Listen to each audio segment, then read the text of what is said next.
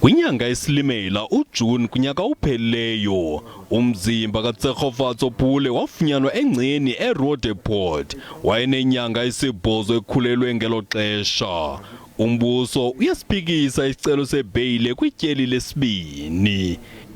Igqwetha lombuso licacise ngonxibelelwano lwe-cellphone olubonakalisa ngomhla ekwagwintwa ngawo uPule. UShoba watsalela umnxeba umzikayise Malepane amatyeli angama-24 esebenzisa imfonomfono engabhaliswanga ngokusemthethweni. Umbuso ukwathi ubungqina bukaShoba buyaphikisana.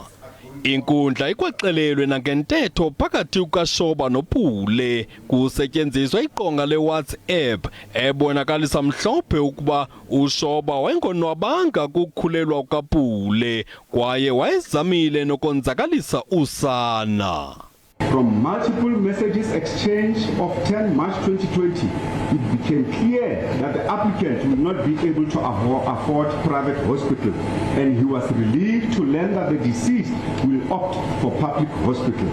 On 13 March 2020, the applicant promised to bring the deceased heartburn medication.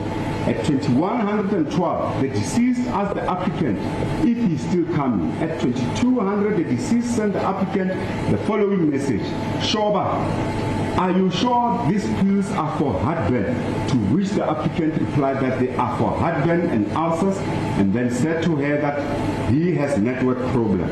At 2205, she sent him a message as follows: it's bad. I just took them now. I'm having tummy cramps, to which the applicant instructed to drink water, and then cited network problem. At 22:13, the deceased sent the applicant a message that he must enjoy his getaway.